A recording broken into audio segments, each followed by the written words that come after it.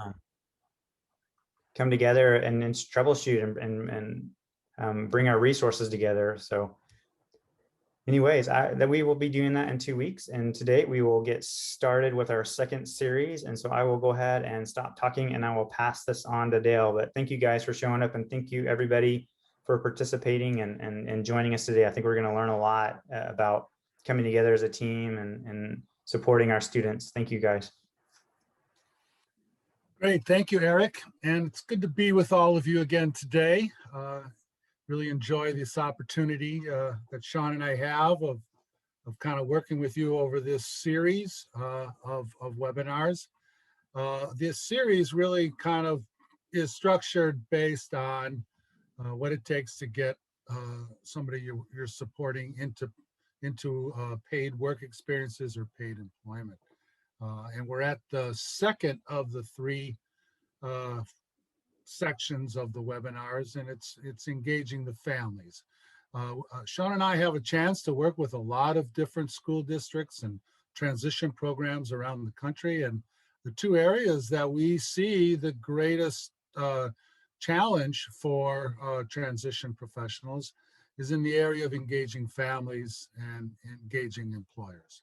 And so that really is our emphasis and our bias when we are putting together our information is how to address those issues to get more young folks that we're supporting into paid work experiences and ideally into paid employment.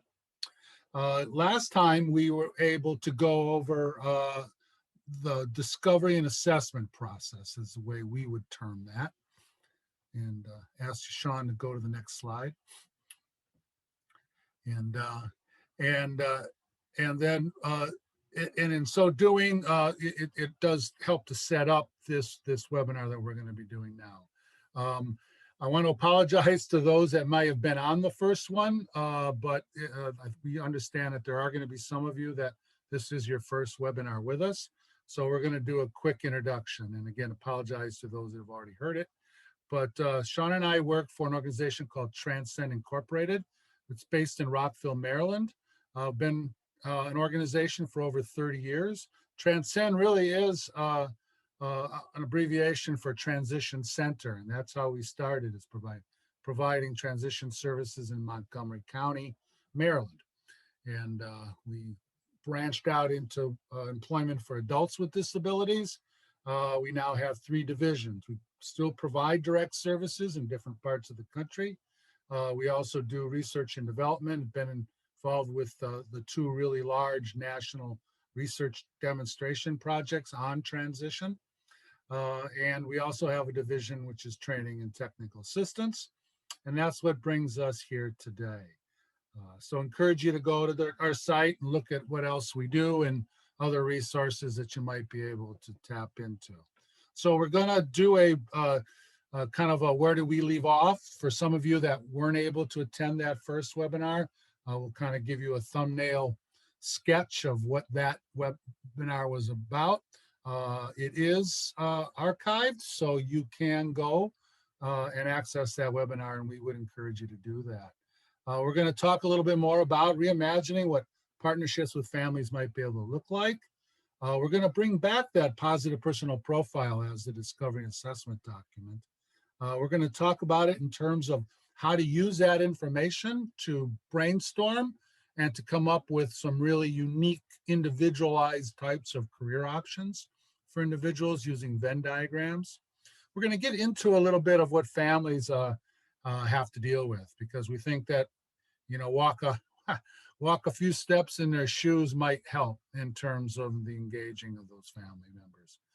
And then we're going to really kind of come back to that whole process that this webinar series is structured on, which is going from discovery and assessment to actually developing opportunities for individuals. So that's what we're going to cover today. And last time we talked about how employment really is for everybody. There's a number of principles that we went over that makes the case for that. We are real strong proponents in individualized community-based work experiences as being the goal. We see a lot of school districts, and Eric talked about our last coaching call. we spent a lot of time on this notion of how individualized, how important it is to individualize those work experiences. And that it has been our experience with a lot of school districts where they set up these work experiences in advance. And we talked a lot about kind of some of the consequences of doing it that way.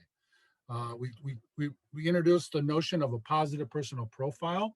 If you weren't able to access that document, you certainly still can through the folks that are hosting these webinars.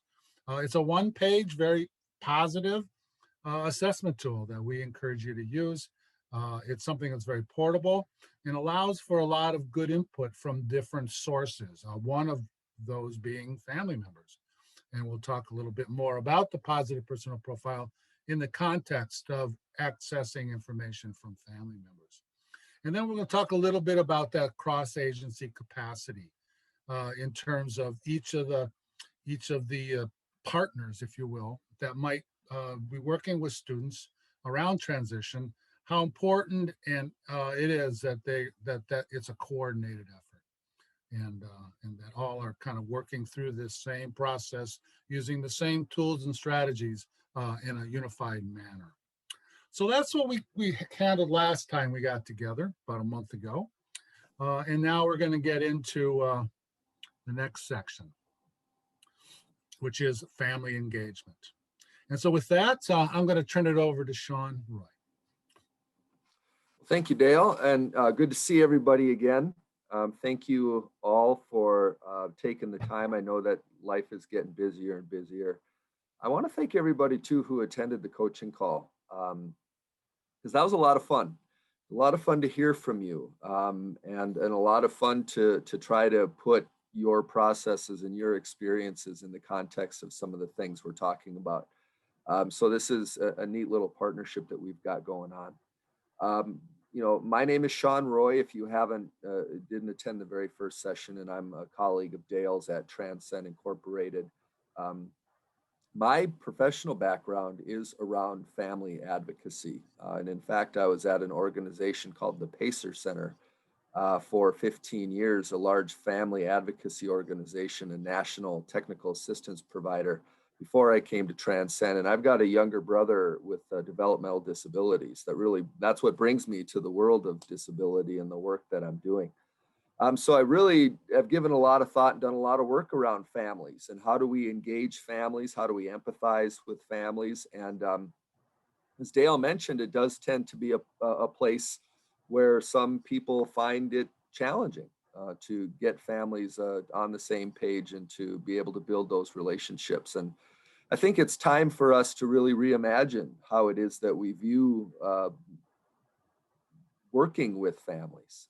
You know, and on the slide, I have kind of an old column and a new column, just to illustrate maybe where we've been and where we might want to go. And traditionally, I think, you know, especially in the high school years, families have been seen as really not involved, because families, you know, they're dealing with, okay, their kids are getting older, but they're also dealing with a school system that doesn't really engage families as much in the high school years traditionally as they had in the elementary school years. A lot of times, if there are issues and disagreements, miscommunications, families are seen as the problem.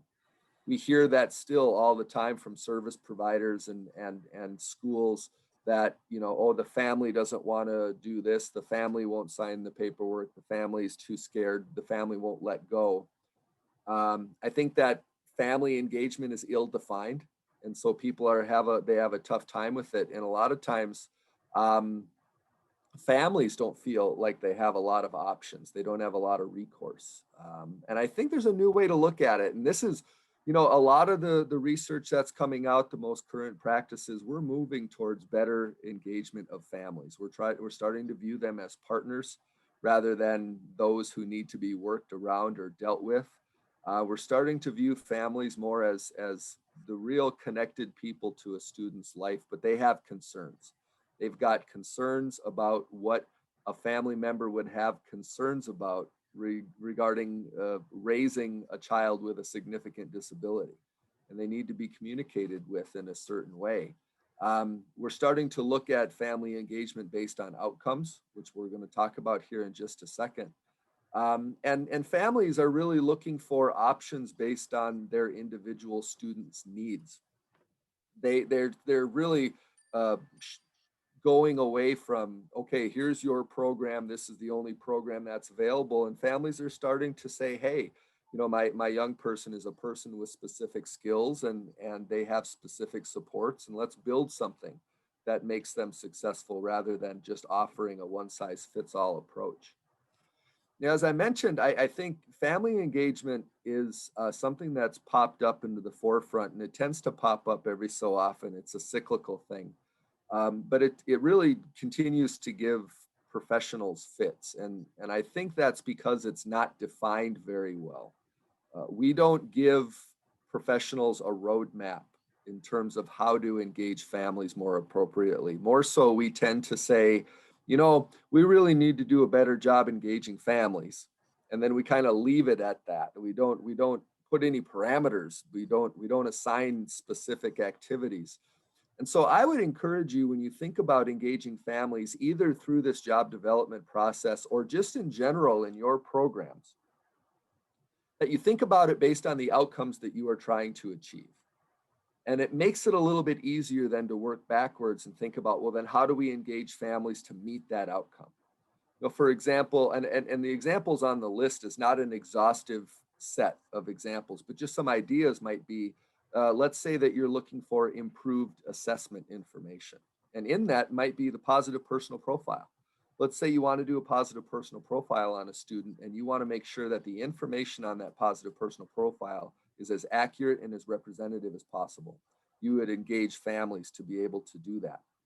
You may want to increase the self-determination of your students so they can drive the bus, so they can be at the center of this process and determine what their lives look like. That would be where you would engage the families. You might give them some training on fostering self-determination. You might want to, if you run an employment agency, you might want to have improved word of mouth about your services. Or, you know, what we're talking about here is you want to have an increase in the number of students who have community-based work experiences in your program.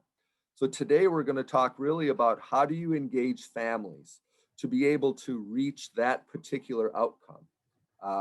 But it was just a different way to take a look at family engagement. So I'm going to throw it back to Dale, and we're going to start the conversation. So I mentioned that the webinar series is based on a process. This is the steps in that process. And it's no different than how you and I would have obtained the jobs that we have. You know, you've got to look around and say, what are my options? What do I like to do? Where can I make the best contributions? What kind of work satisfies me and one which I would be successful in securing employment? That's all basis of discovery and assessment. And then I go about the business of identifying specific opportunities and applying and interviewing and negotiating that opportunity. And us, just like anybody who is going into a job that they're new at, they need help, they need support. You know, how do I fill out the paperwork? When are our meetings? Who do I work with? You know, how should I dress? All those things are required. And so the only difference being that we're integral to this process with the individuals that we're working with. And therein lies the need for that kind of coordinated effort throughout the other folks that you work with within your teams to be aware of this process. And what we're also making the case for is that engaging families, as Sean talked about, you know, working backwards, if this is the process and this is where we want to get to, where might the families fit into this? And the more they understand the process and understand how they might be able to fit in, you're able to make that shift to that kind of new way that Sean presented in an earlier slide than maybe the way it's been going so far. So next slide talks about a more specific kind of drilling down on this. And what we want to do is get some feedback from you all. How can families support student career exploration? So we just want to start with that first step. at discovering assessment. And we want to ask you the question, how might families play a role in us identifying career interests, vocational goals, specific skill sets and abilities and aptitudes that students might have or have had some experience with certain types of work or jobs. How might the family play a role? I see here Tracy saying person-centered planning. Yeah, thank you, Tracy. And that does reinforce the notion that you're getting that specifically about them, all about them, which is the principles of person-centered planning. Questionnaires, Michelle? Yes, absolutely. Questionnaires are another way to go about that. Thank you guys for your input. Discuss jobs. Yeah, absolutely. Career interest inventories. For some students, that will work well. Others might not relate as well to a list or an inventory of different options that might be available. Identifying strengths and interests, what makes their child unique. Yeah. And I think by putting in those terms, I really like that. What makes your child unique? Now you're speaking their language. Now it's about their family member. And that's probably one of the key principles that we see is that, put that student in the center, and let's all really think about and support that person. Okay, I'm getting some more ideas coming in. Anyone's jumping out at you, Sean? Well, I think these are really good too. I would encourage people to also, give student responsibilities at home. If you remember, those of you that have worked with students for a long time, you know that as Dale has probably mentioned in the first webinar, if you ask them what it is they're interested in doing, likely you're going to get a pretty predictable set of answers. And that the reason is because they haven't been exposed to a lot. And so they may say what their mom and dad do. They may say they want to be an NBA basketball player. They may say they want to be a video game designer. So I think the importance of families in talking about careers in a certain way that is obtainable is really crucial. And I would say the number one thing that a family can do to support career exploration is have high expectations that a job in the community is what's going to happen and convey those expectations to the student from as early age as possible. And that's why this is a great conversation for middle school families as well. From an early age as possible, if we can get the families at the dinner table to talk about employment as this is happening, this is going to be part of your future, then the student goes into it, I think, much more receptive and much more kind of with a broader sense of possibility. But we have Melissa that said, give students responsibilities at home. Absolutely. And we're going to get to that skill building part here in a little bit. We need parent buy-in in education and how it affects their life. Like it or not, we know that student SSI checks go to helping the family as a whole, and a lot of them as misconceptions. Bryn, 100% correct. And that is part of kind of a coordinated effort to educate families about not only SSI, but also the importance of work in the lives of students. Parents and family members may have connections with employers in the community that the student can explore. We're going to talk about that in a little bit, Tammy, so that was really good. Thank you. Volunteer experiences and encouraging independence. Yep. So you guys seem to have a really decent grasp of kind of that role that families play. And the most easiest way to think about it is just think about what your mom and dad did, or what your loved one, whoever raised you, did to help build some of those experiences and independence in you, some of those expectations that you carried over even to the work that you do today. But really good. Thank you. So what I'll do then is I'll move on here. And I want to talk to you a little bit about a strategy that we have used to be able to engage families on multiple levels. And this is something that Dale and I have used in multiple states, and we call it the family interview or the structured family interview. And the questions on the family interview are one of the documents that you've been sent for this session. And a well-executed family interview really can accomplish a lot of things. It can solidify your relationship with the family. It helps them to see that you are on the same page, that you have the best interest of the child at heart. It sets the expectation that the goal of your program, be it a school program or a vocational rehabilitation program or a community employment program, is community-based employment. Because sometimes we don't say that expressly. We don't say a job in the community is what the end result of this is going to be. It energizes the family around the possibility that employment can be part of their son or daughter's future. It helps identify key roles and needed supports, especially among interagency partners.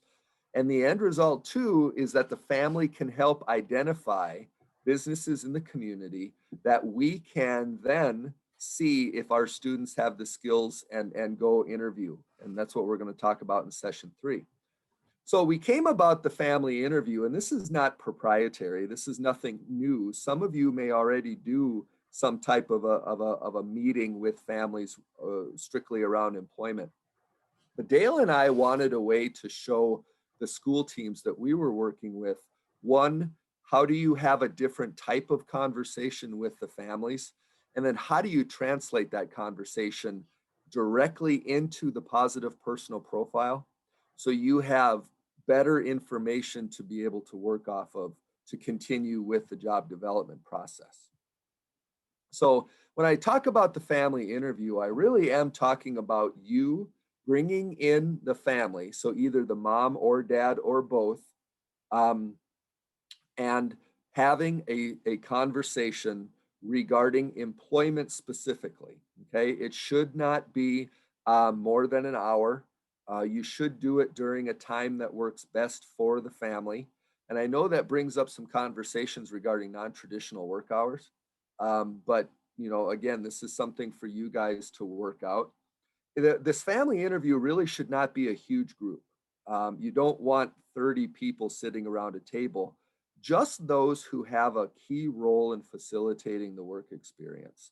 And so whatever that looks like in your district, if you have a special ed classroom teacher, a work experience coordinator, or a pre-ETS counselor for voc rehab, or a field counselor for voc rehab, or an employment program that you partner with, whoever can play a role in making it happen should be around the table. Think of it as kind of a staffing, kind of a person-centered planning meeting, but really focused on what the family wants and what the family is expressing. But there should be at least one staff person that the family is comfortable with. You wouldn't expect the family to be completely forthright and comfortable if they're sitting around the table with people that they don't know right away, that the relationship hasn't been set yet. And so the family interview is really a different kind of animal. It is a typical school meeting is really on the left, as you can see. It's really based in compliance. A typical school meeting tends to be based on compliance. It tends to be, we need to have an IEP meeting. We need to get all of these people around the table. There tends to be a lot of jargon used. The result of that is families feel intimidated and really left out of the process. Tends to be time crunched, and you can feel that right off the bat, led by professionals, confusing and intimidating for the families. And what we want out of the family interview is almost the complete opposite. You want this to be a 100% positive experience that's rooted in all of the great employment possibilities that this student has in front of them. It should be based on asking families intuitive questions so you can get good information out of it. It should be relaxed. The families should be the one to be doing the majority of the talking. And it should be all related around a common goal, which is how can we learn about this student and how can we find opportunities for this student to get either a work experience or paid employment in the community. And the end result should be that it's inspiring. And everybody who leaves that meeting, including the professionals, should walk out of there feeling much better about the prospects of employment for the students that we're talking about. And I can tell you that Dale and I have done these in multiple states, and almost every single time, the people around the table have left feeling energized and more connected to the family and what everybody wants for that student than when they walked in. I can almost say that universally, that it tends to be a very powerful experience to have these family interviews. Now, I encourage you to use the chat box at any time if you have any questions or any comments. I would love to know if you guys do a family type of an interview already. And just again, we know that this isn't rocket science, but we're trying to give you a structure to be able to engage families and have these conversations specifically around employment. Now, the family interview form that I sent you is relatively extensive. It's not huge, but it's big enough where you would not be able to ask all of the questions on the form in one family interview session. And I do really encourage these to be done interpersonally. I know that we can't always do things face to face, but I don't think it's good to give people the form and say, here, fill this out for us. Because you really want the dialogue, you want the back and forth and the ability for them to ask questions and for you to ask follow-up questions. But on the screen here is an example of some of the questions that we do ask. Now, some of you might be familiar with Charting the Life course out of the University of Missouri, Kansas City. And one of the key questions they ask in their person-centered planning documents is, what does a good life look like for this person?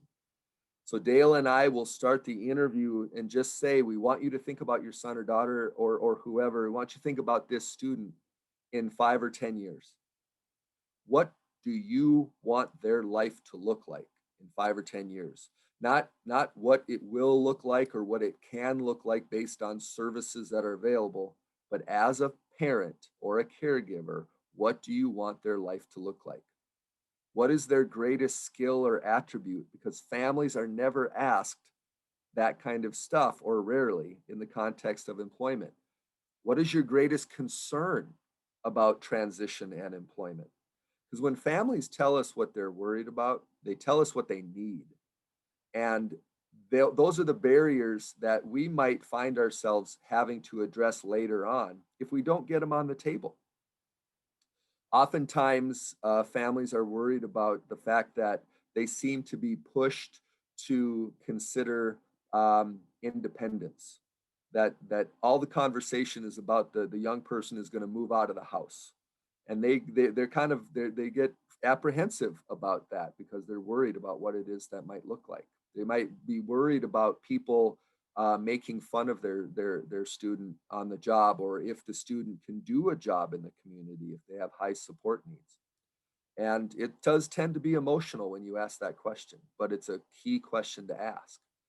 We ask them if they're on Social Security benefits. And this is somebody brought up Social Security earlier, and we were in Michigan doing an interview with a family who had adopted a daughter with significant head injuries. And the mom kept saying, she's going to work 10 hours a week. We'll find her something for 10 hours a week. You know, after her 10 hours a week of work, we need to find a place for her to go. Finally, I stopped the interview and said, what is it about 10 hours a week that is jumping out at you? And she said, well, that's all that she can work because she's on Social Security. Now, we know that's not true, but somewhere along the line, she had been told that all this young lady could work was 10 hours a week. Now, maybe she had been told she could only work 10 hours a week, and that and any more than that, it would impact the Social Security benefit payment. But what we finally were able to do is convince her to communicate or get in contact with a local benefits planning specialist. So at very least, she could get the full information about Social Security and not make bad decisions about it. The other questions that we ask that really get us to that outcome we're looking for is, what type of job do you think that your student would be successful in? And do you have any contacts at local businesses that we could access to help get a work experience, either for that particular student or for another student, because we're trying to build a network here. Is there some chat action, Dale? Yeah, so Tracy asked, great question, Tracy. Does this interview need to be separate from the positive personal profile, or can they be one and the same? And we think that the family interview allows you to expand upon the positive personal profile. But what's nice is to go into the meeting with a preliminary profile filled out, because so that right from the beginning, the family is hearing from you saying positive things about their family member, and then they can add on to that. Sometimes we'll put it on a flip chart, put the positive personal in terms of what we know. And they walk into the room and they see this, and then they respond to it through those questions that Sean just walked you through. And so, and that brings us, Tracy, well, I don't know if there was any other comments on that, but that brings us to kind of Dale's next section. But let me see what we have here. Yeah, there's some more on what they're currently doing now. There's some really nice stuff about, one calls the families and tries to get at what their expectations are. Sometimes you got to nurture and cultivate that conversation. And that's great that you're already focused on that. Let's see, we do more, especially with younger ages. We tend to do more in-depth family interviews prior to entering 18 plus. And then somebody says they use the life plan as a tool. Right. So yeah, so it sounds like there is some things going on. And Bryn, I agree with you here. These conversations, ideally, in a perfect world, we could start them in middle school or even sooner. Because it all seems to be interconnected about, if we can raise the expectations of families that employment is possible, then they are more likely to convey that expectation to their students during the everyday life. And if you have these conversations later and later, if you wait till later and later, you're running into some pretty preset ideas that the families might have about what life is going to look like moving forward. And so if you can have these conversations earlier, and then, you do one right as they leave middle school, and maybe one a year or two before they leave the transition program, that might be a great idea too. What I'm going to do is throw it back to Dale, talk about what we actually do with this stuff. Yeah, and part of it leads right back to Tracy's question, which is the positive personal profile. And what we suggest is when you get more and different information from different sources, put it on the positive personal profile in a different color or font. And what it does is it really kind of allows you to see the contribution of information about this young person. And that is so important because they're young. They don't have a significant amount of work experience. They have not explored much in terms of the world of work, or have thought about themselves in relationship to the world of work. So a lot of times we're introducing these concepts for the first time. And it allows us to look at different kinds of employment situations. What work might be like for a specific person. Might it be self-employment that is a more desired path based on the unique interests and abilities of the person that we're working with? We did these family interviews with a couple that owned several businesses. Both of the mom and the dad were self-employed, but they never considered it for their own son in this particular case. They really saw that as, well, this, our son's going to get a job and it's going to be through the school.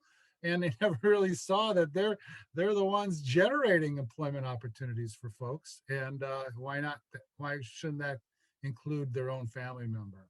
And then again, you can use them, and we'll come back to this a little bit later, but the Venn diagrams as a way for thinking out of the box in terms of combining different sets of information about the individual to think about unique opportunities for employment.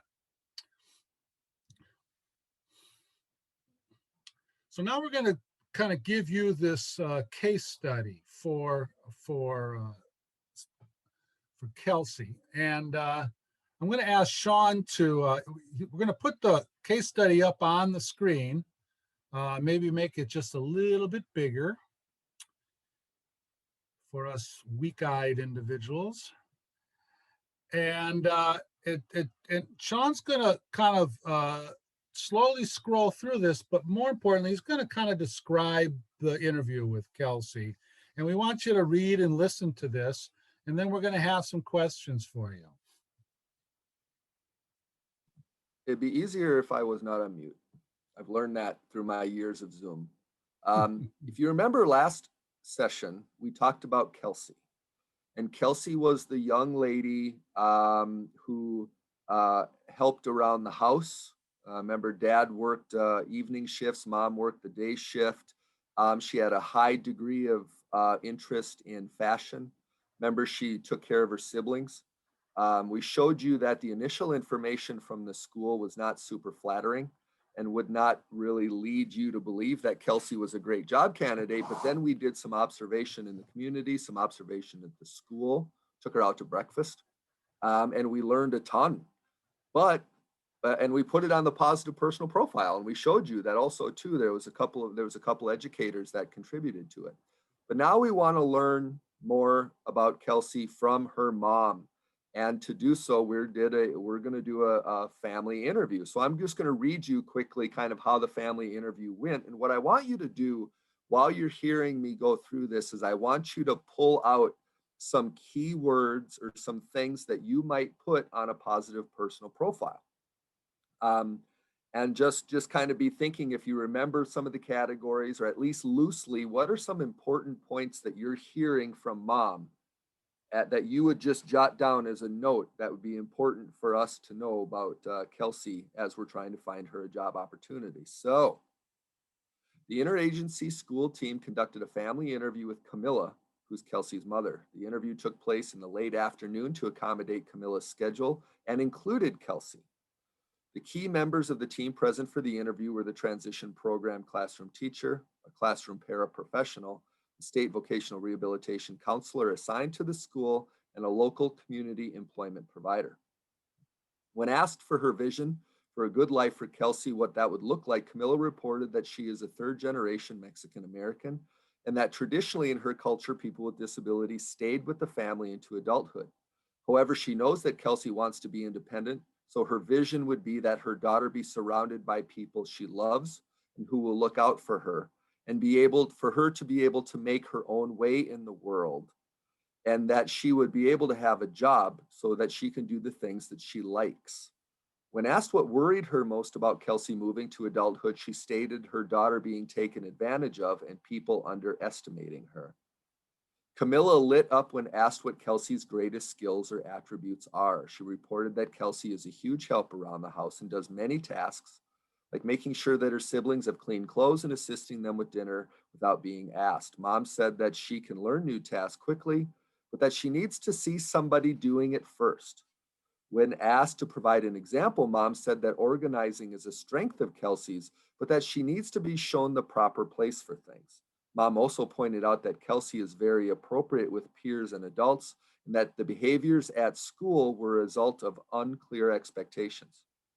When asked about chores Kelsey does at home, Camilla said that helping around the house is an expectation, especially since the father is gone most evenings. Kelsey's main chores are helping with the family laundry, putting away the clean dishes, and cleaning the cat's litter box. Camilla states that Kelsey is not very good counting money, but does not overspend, is that she is also good using technology. Mom is currently working with Kelsey to cook independently and to be more aware of her surroundings. Camilla said that she expects Kelsey to have a job when she leaves school, but does not know what that will look like due to the disability. She understands that the school is helping to prepare Kelsey for adulthood, but is apprehensive to ask too many questions since the teachers are the professionals, quote unquote. She thinks Kelsey would enjoy any type of retail job since one of her favorite things is going to the store, especially those with clothing, shoes, and makeup.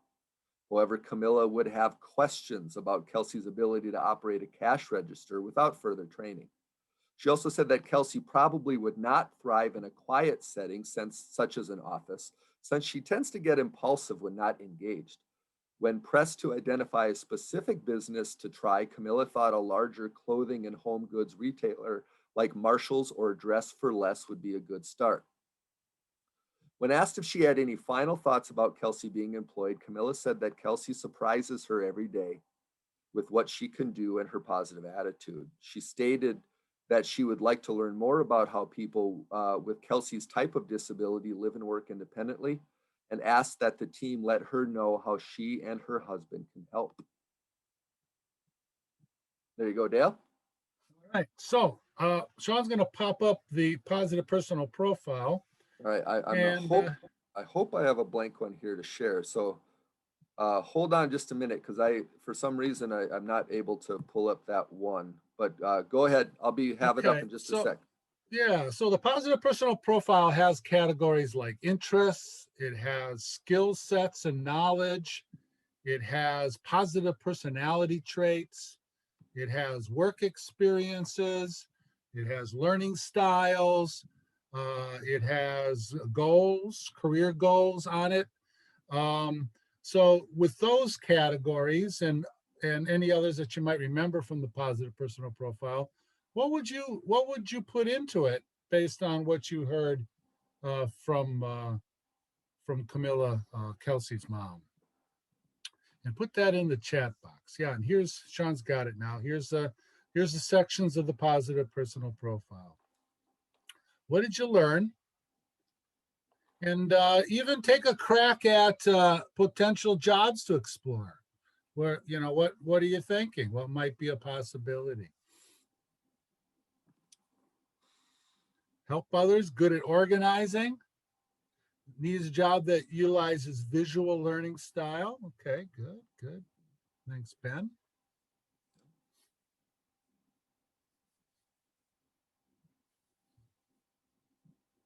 Robert shared a file in the meeting room. Okay.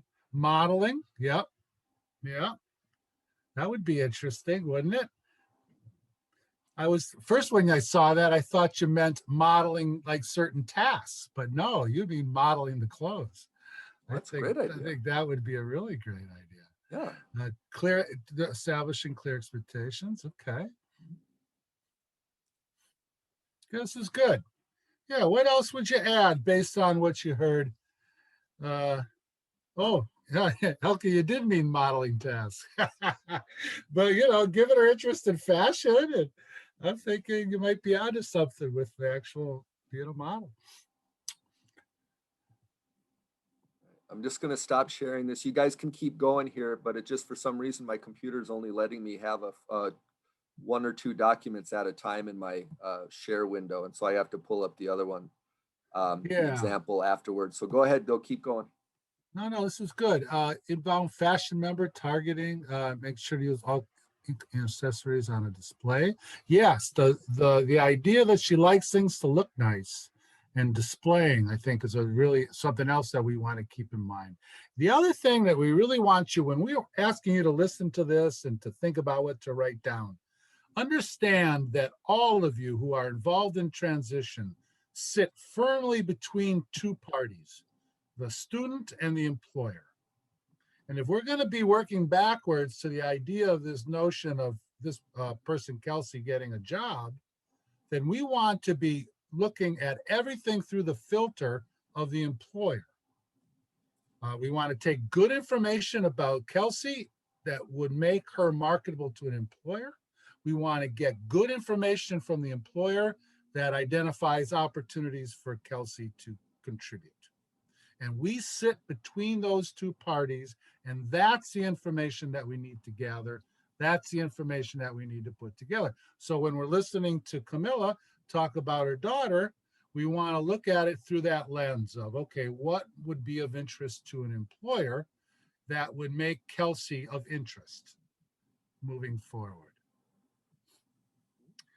Yep, taking care of the siblings was also a key point. Good. Okay, so Sean, go down to the actual positive personal profile. And again, you guys got a copy of this. So you can see in the different colors on here that these are different sources of information from different groups, classroom teacher, art instructor, as well as mom in purple. And so you can see in purple what we thought was of relevance in terms of the interview that contributed to the positive personal profile. Good with technology, can organize things quickly, does assign tasks without being asked. And the categories of the positive personal profile that have the most relevance to this idea of matching up to job opportunities is skills and knowledge, talent, work experiences, and positive personality traits. Look at Kelsey's positive personality traits. Works hard. Is that something an employer wants to know in a potential job candidate? Heck yeah. Comfortable around adults, good sense of style, responsible with siblings, personable, dependable, positive attitude. Don't you think that those are all things that when you talk to employers, that's what they're looking for? And if we can come to those conclusions using information, independent sources of information that validate that this is Kelsey's personality, we're kind of carrying the water on behalf of the employer when it comes to this notion of who Kelsey is and how she might be able to make a good contribution. So go down a little bit further on this, and you can kind of see, okay, so what are some possibilities? So she specifically mentioned Marshalls. She specifically mentioned dress for less. So all good ideas for possible next steps with Kelsey. Good. Okay, so we wanted you to experience what the family interview might be like. We wanted you to also have an experience of how you would translate that interview into what can be useful on a positive personal profile.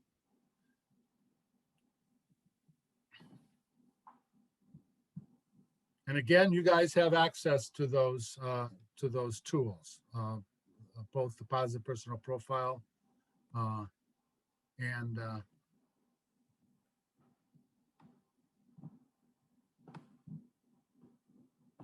so the role of families and caregivers.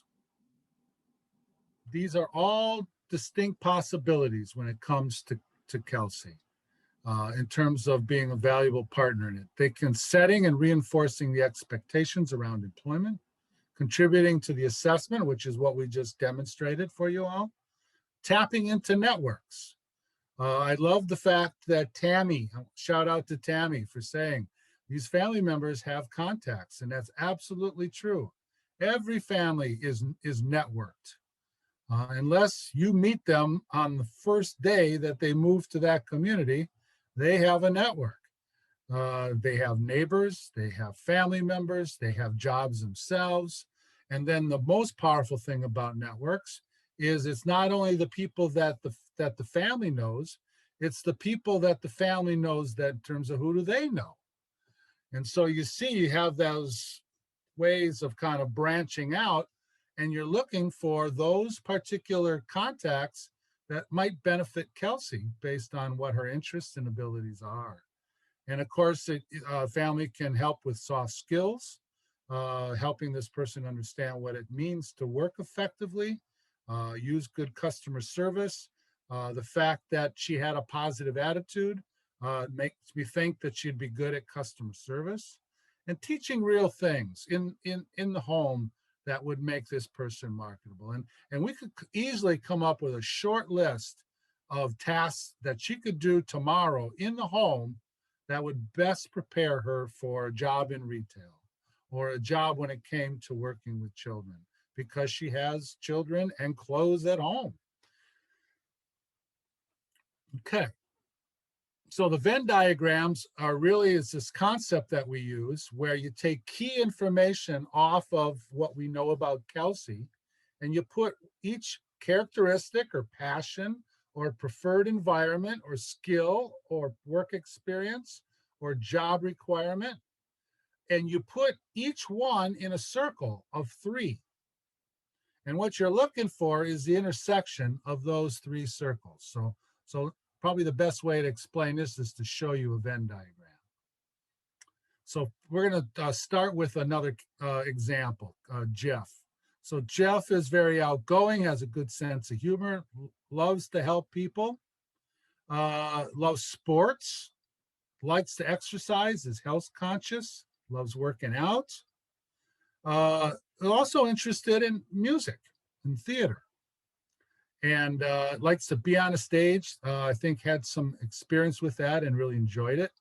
Has experience stocking supplies, cleaning, Those are, and that's very key, is notice the specific tasks that the person has experience doing. Those come in real handy when we take this next step, and we'll talk more about that, particularly in the third webinar that's coming up around engaging employers.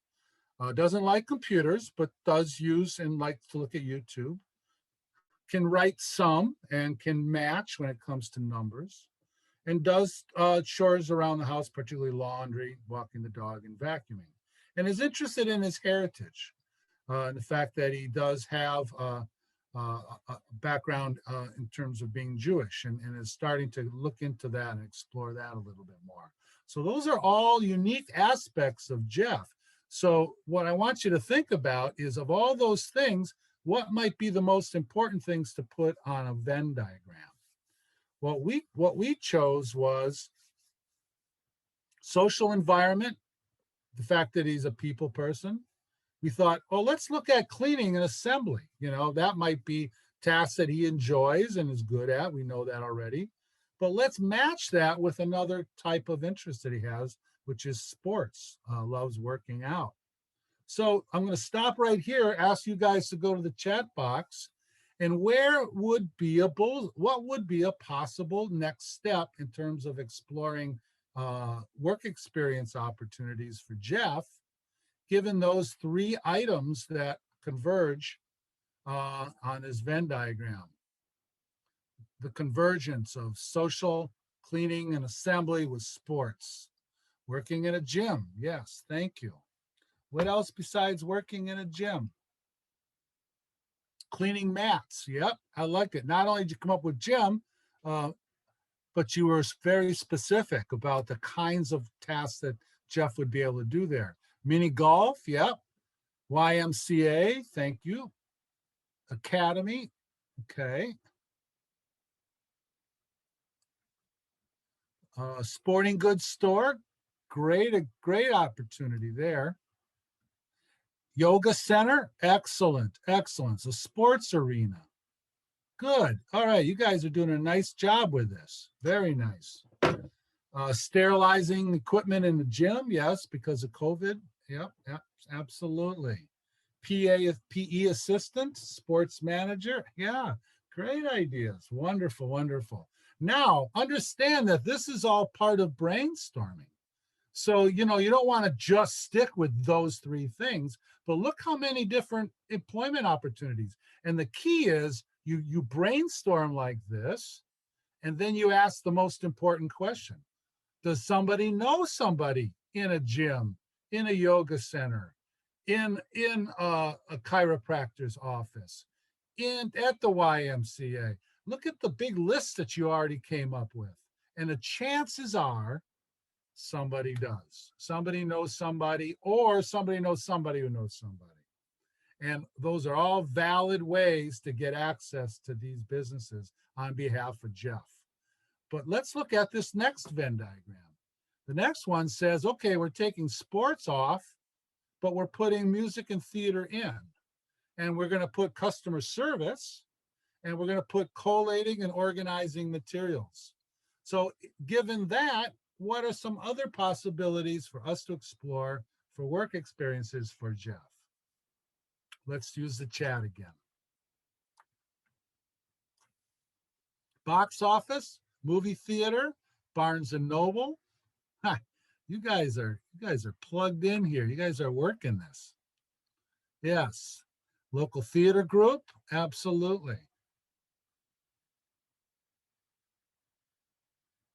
And then when you contact that theater, or when you a costume, yep, prop room, absolutely.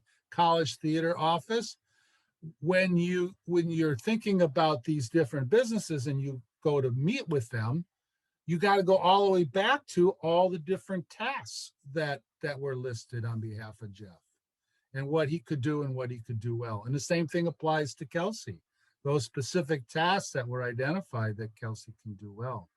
Music or theater department at a school. Yep. Church. Absolutely. All right. You guys get the picture. And this is all done with the family in terms of brainstorming. and I think what it really does is it really empowers his family to think about the person that they obviously care about, but sees them in these different lights because we're applying these interests and the abilities on behalf of this particular person to create these opportunities. Okay, with that, I'm going to turn it back over to Sean. And this is what we came up with for Jeff, is sports maintenance team. This was supports a maintenance team, and this was at I believe this was at Marquette University, where we had some contacts and we were able to help him get set up to do those particular tasks. And look at how many of those you guys identified already, and the idea for Jeff. So you guys obviously get it. And this is what ended up happening for him. Okay, with that, I'll turn it over to Sean.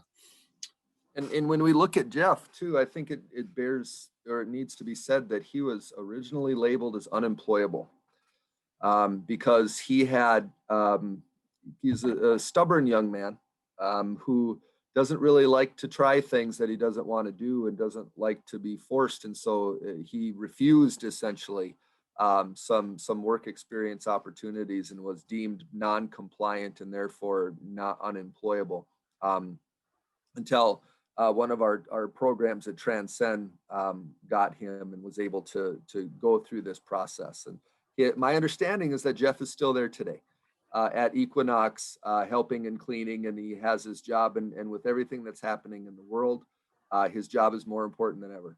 So it's funny how things work out because, you know, this example we've been using for a few years. I do want to throw one more thing in, Sean. That was Equinox, which was a health club, and I had mentioned Marquette, and I was actually thinking of a different example. Mm-hmm. Similar interest to Jeff, this other person, he wanted to be in sports. He wanted to make a contribution similar to what Jeff did. His Venn diagram was somewhat similar, but the difference was he was in a wheelchair. And what they were able to do is they have this early morning rush where they have a huge amount of basketball courts at Marquette University. And they were able to rig up this, essentially it was a way that he could pull this cleaning device behind his chair. And he was able to completely sweep and clean all of the basketball courts after the morning rush before the first classes were starting. And then he went on to do some other jobs. So another good example of real creative thinking to come up with how this person's particular interests can be met. And there's a lot of examples like that. I love the Jeff example. It's just a wonderful illustration of the Venn diagrams. And I think families really like the Venn diagram because it's visual and because it shows that you're actually talking about their student and not saying, well, we have a group that goes to this office building and we have a group that does here, and here's some jobs that might be available for your son or daughter. No, this is more of a person-centered process, and I think they tend to appreciate that a lot. But no doubt, when talking about employment with families, especially those with more significant support needs, you've run into apprehension. And we've you know, Dale and I do work nationally, and I don't think we've failed to see people mentioning this or examples of this. It's a kind of a nationwide conundrum. Is how do you help families through that apprehension about exploring competitive employment, and what is it that may mean?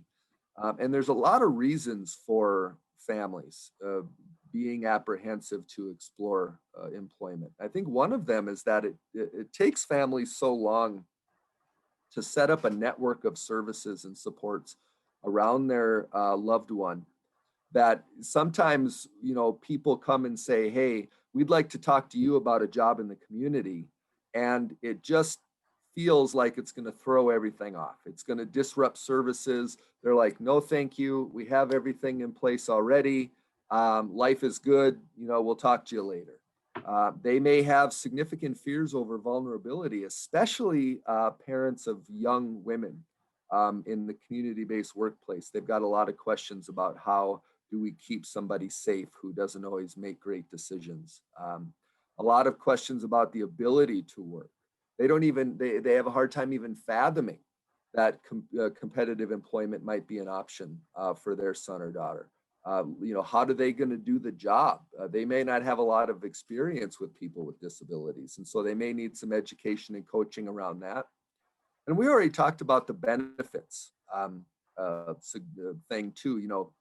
We advocate in the disability community for a long time. We advocated so hard and so long for families to consider Social Security.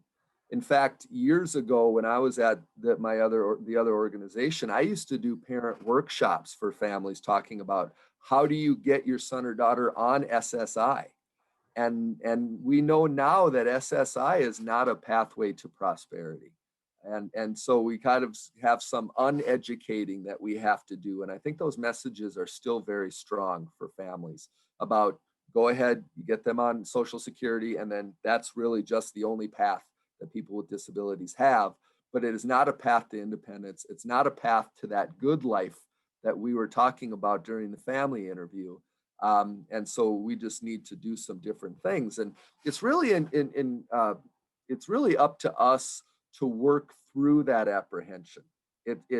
Families being apprehensive is normal. Them having questions and concerns is normal. So our job then is to find a way to help them work through those questions and concerns respectfully. There's a lot of strategies that we've used in the past, just a few that I've put on this slide. Building trusting relationships with families. It may sound like a no-brainer, but families want to know that you have the best interests in mind of the one thing that means the most to them, and that's their son or daughter or the person that they're caring for. And if they don't think that that is the case, then they're not always going to work with you or trust you. And I know that from firsthand experience. My brother has had a lot of people come and go out of his life when it comes to housing and employment supports. And we can tell pretty quickly if somebody's working with him that has and knows him and has his best interests at heart, or if it's just somebody who's there and doesn't really know what they're doing and doesn't really have the time or energy to do it. Negotiating the risk is another idea that I think can be good. You never want to do anything that a family member does not want you to do. So let's just use riding the bus as an example here. Let's say that to be able to work independently in the community, somebody had to ride the bus independently, and the family was like not comfortable with that.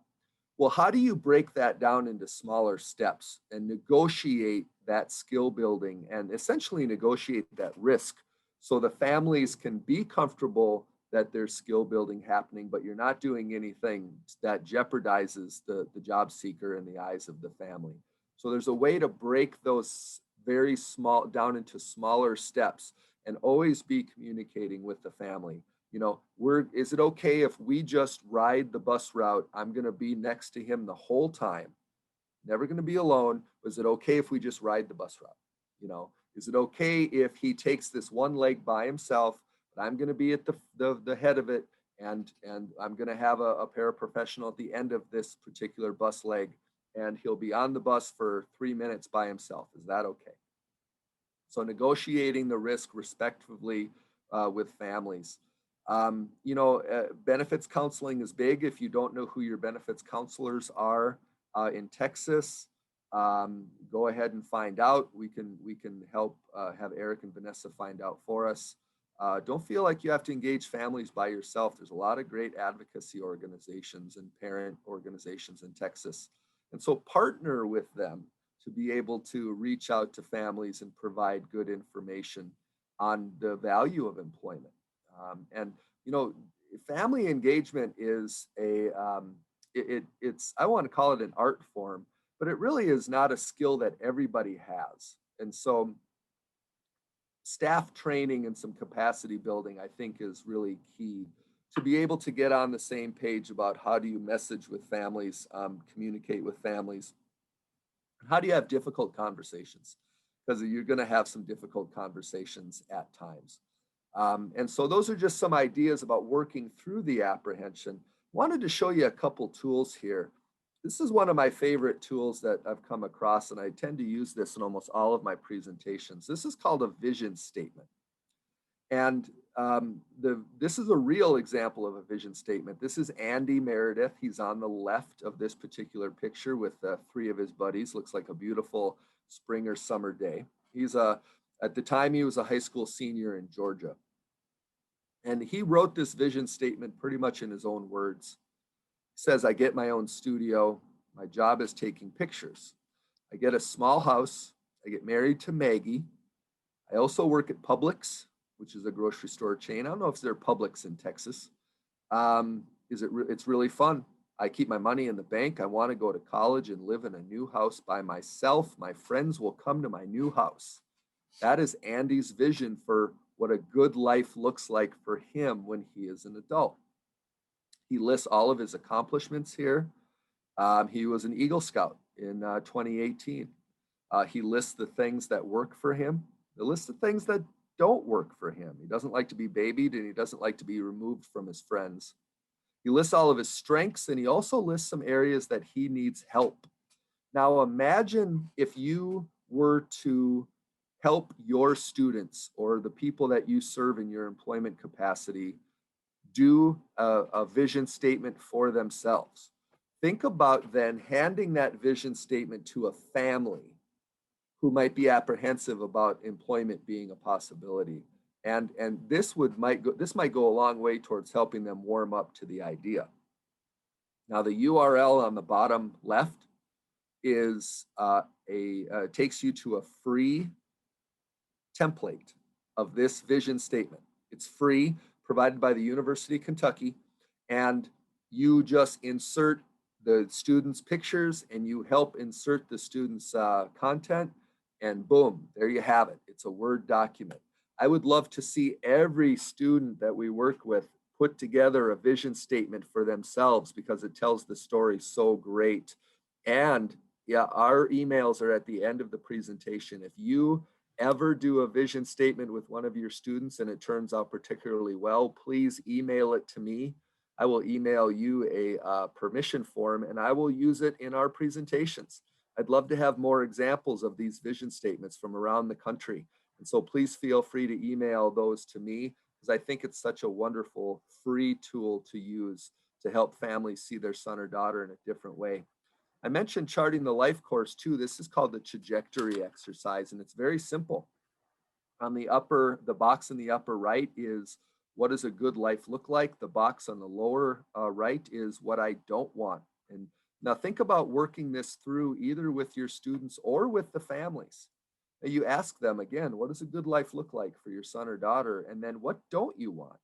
And oddly enough, what we find is that families might have an easier time telling us what they don't want life to look like than what they do want life to look like because they're so used to talking in those terms. You'll see the arrow, and what you want to do is just think about what's happening currently.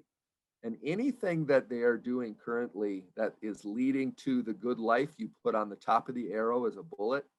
And anything that might be leading away from that good life or more towards what they don't want, you put below the arrow in a bullet. So for example, if they are teaching their son or daughter how to cook at home, that might be an example of a skill that you would put on top of the arrow. But if they are resisting paid employment because they're worried about the impact on Social Security, that might be something that you put below the arrow because very likely that's not leading to a life of independence and self-sufficiency.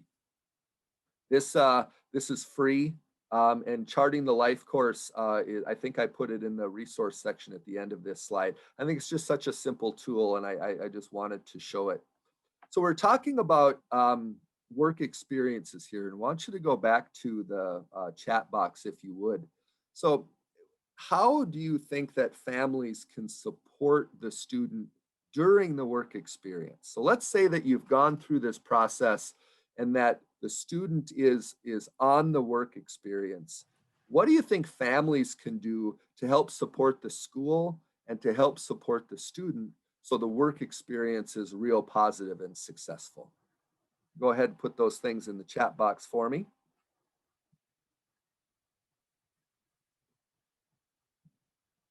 What is the role of family in helping with transportation, Michelle? Absolutely. Thank you. You know, that is such a big one. If the family came to the table being able to transport, especially during non-traditional hours, that might be huge. That might be a really big thing. What else can the family do to support the work experience? Yeah, teaching the responsibility to be on time. Yep, some of those soft skills, right? That young people need to be able to be successful on the job. Reinforcing the importance of, well, you guys are coming in so fast and furious now, I can't keep up with you. That's awesome. Reinforcing the importance of employment, self-worth, and self-value. Good hygiene. Yes, making sure that they're dressed appropriately.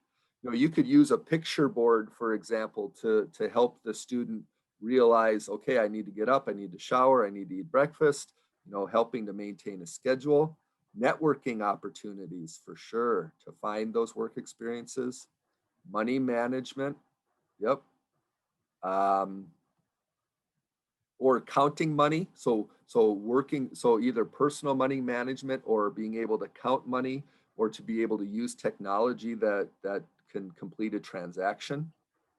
Transportation, again, supported decision making.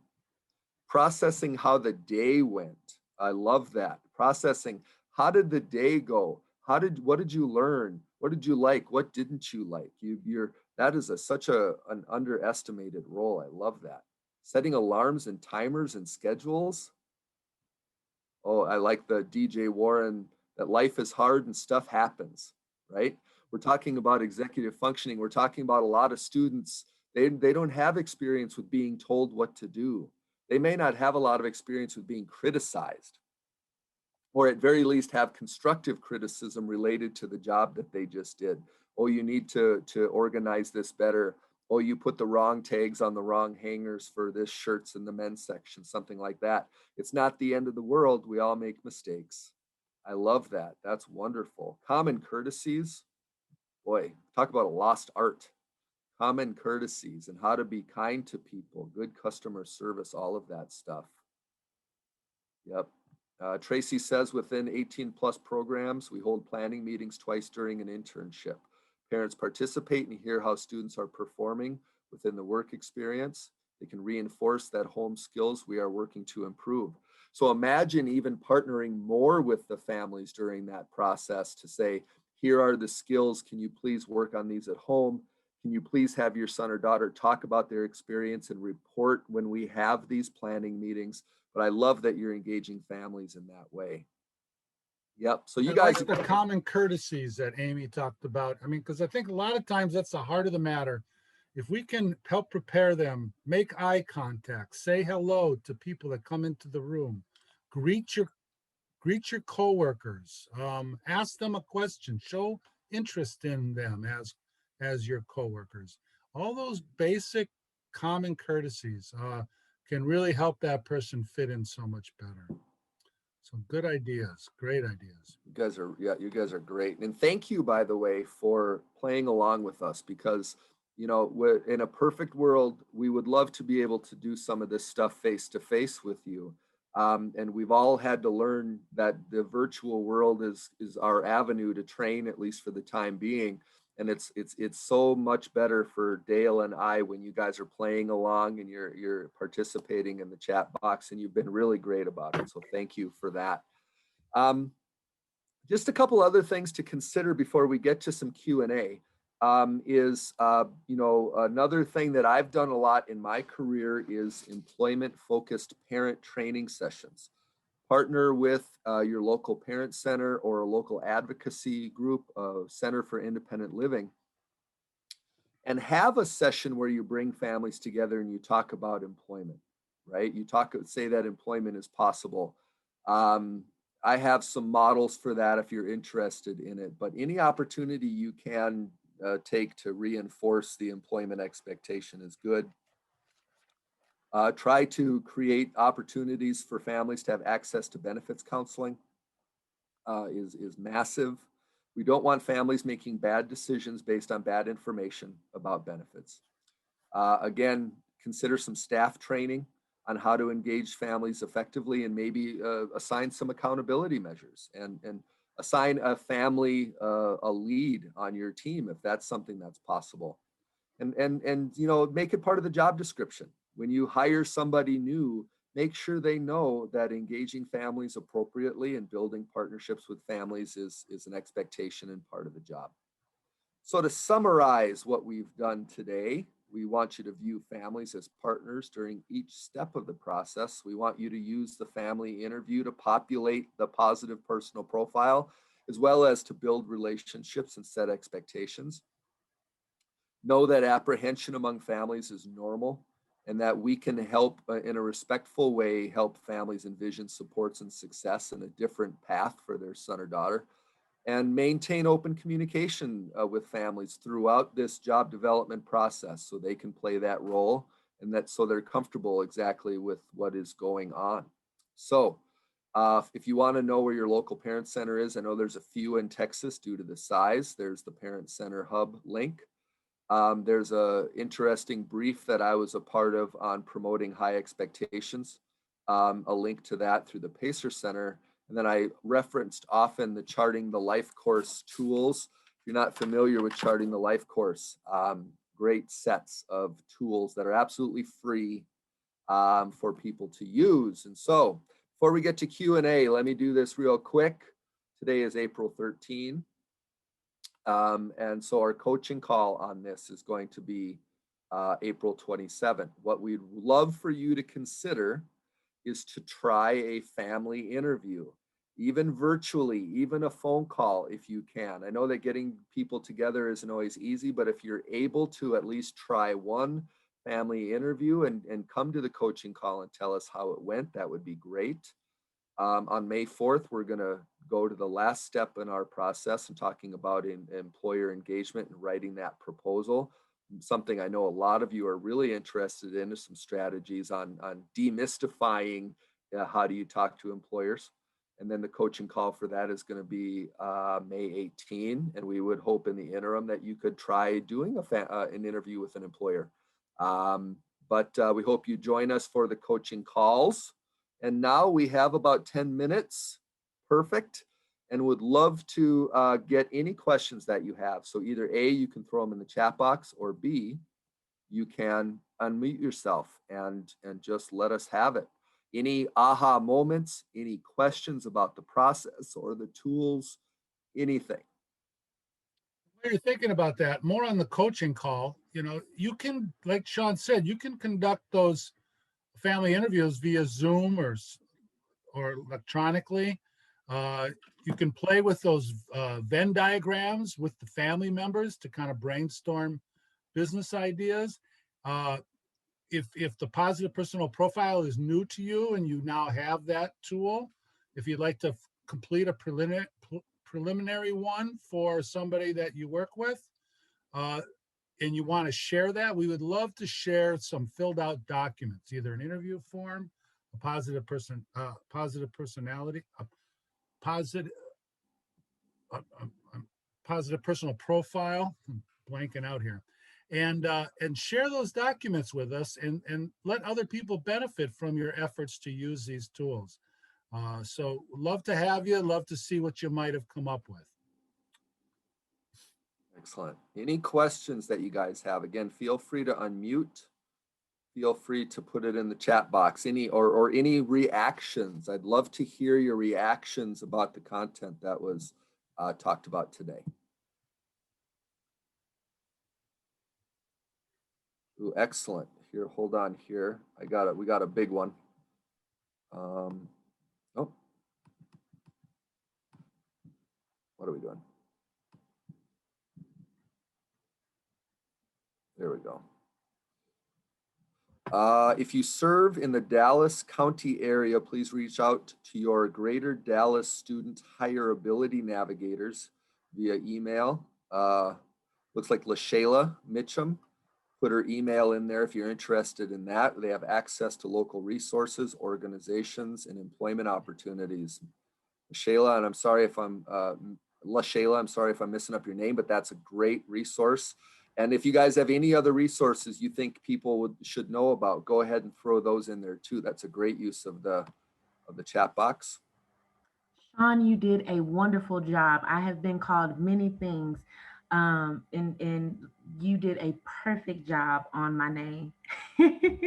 Yes, you did. Pen drop. That's awesome. Thank you. I love the brainstorming and the collaboration in this training. Thank you. Great tools as well. Appreciate that, Julie. Yeah, Yeah, and Eric, there seems to be a question for you.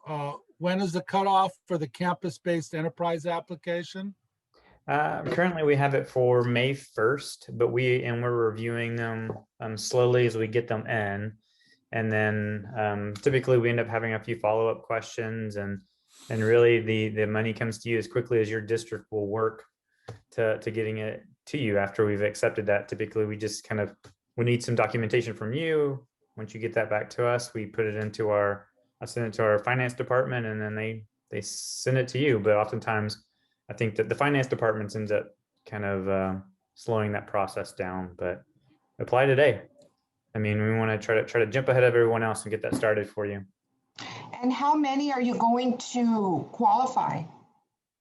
We started off thinking we were going to do 4 per Texas workforce region, but it looks like we might end up being able to do a few more than that. And then like Region 1 is giant. It's basically all of West Texas, and so I mean, it wouldn't be fair to only do 4 for that area. So we'll definitely do more for that for Region 1.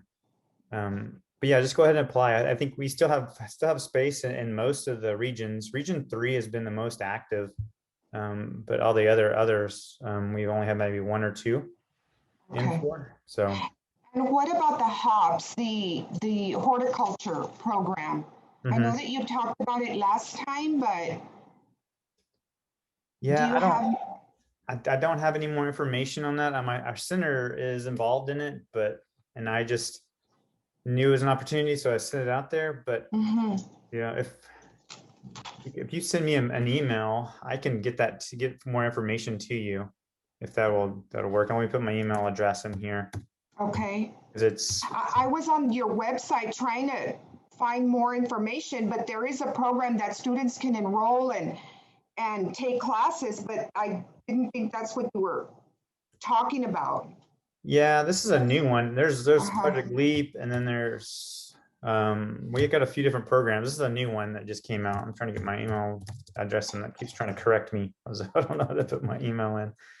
But yeah, that's Luis Castillo and a couple of our other groups at Agribility that have come up with the hops. And so that's a new program. So I don't know as much about that one. But yeah, looks like, Robert put that in there. Yeah, so we have Waco, we have Leap, we have a few different programs we'll do this summer. Can I hold off just on that, Eric, just for a minute? There was a question that came in I'd like Dale to address. Did you see the one from Tracy, Dale, regarding when do you push, because we mentioned that Jeff was kind of non-compliant, and she asked, when do you push for paid work versus more skill building? I think it's that classic work readiness conundrum. Do you want to just take a stab at that in the minute that we have left? Yeah, sure. Yeah, the key there, I think, for Jeff was he found something that he got excited about. So, you notice we started with one of the Venn diagrams and it was sports, and then the other one was music and theater. Well, those are the sorts of things that captured his imagination. It wasn't doing the actual task, it was the environment. And for most kids, it's going to be finding the right environment, because that's going to make them feel comfortable and welcome. And it's going to be something that they might feel like they have an interest in and can contribute to. So when do you go from unpaid to paid? It's when the employer will pay them. And it has to do with the level of contribution that Jeff can make. So it starts unpaid because you're really saying he's learning, and he might be taking up space and getting in the way more than he's contributing when he starts. But I think that's probably the case for most of us when we start a job. We're just taking up space. But eventually we start to figure out how to make a contribution. And I think it's just the same. So you have to really have that in mind with the employer before you start the unpaid portion. You create that expectation, you negotiate that right from the very beginning. You say, this is what he's going to do. He's going to be learning. We're going to help him. But when he reaches certain thresholds, we feel that he should be compensated. So you want to advocate for the employer not to have to pay for something that he or she's not getting, but you also want to advocate for the student to say that when they're making a meaningful contribution, they should be compensated accordingly. And the most important thing is to set that up before you start. And that's going to be a lot of what we're going to talk about next time on our webinar, is just how to get this information and how to set that expectation with employers and negotiate accordingly. I want to just say on behalf of Dale too, thank you again for your kind comments in the section. It's a good session because you guys are engaged. That's why it's good. It's a good session. So you're a great, fun group. Hope you join us for the coaching call. I'm going to throw it back over to Eric for the final wrap up. Yeah, no, I just wanted to say thank you again, everybody, and for attending, and hopefully, and we'd like to see as many as possible at the coaching session. We actually it's scheduled during Texas Transition Conference, but we scheduled it before that one was rescheduled. So you might have to hop off on it and come back into Texas Transition Conference. We will definitely be there, and we want to see as many of you there as possible. We also, please fill out our satisfaction survey. Robert had put that link in there. There it is right there, Robert, right on cue to help us know how things are going. Last time it wasn't working, but I had tried to be fancy and change the background, and that was the problem. I got unfancy and changed the background back to the unfancy background. And so it should work for everyone. That really helps us make sure we're providing you what you need. Other than that, I'm good. I mean, we'll see you in a couple of weeks for the coaching, and then one more week after that for our next training. Thank you guys. Appreciate it. Good rest of your day. Thank you guys. Be well. It's good to see you. All right. Bye, y'all.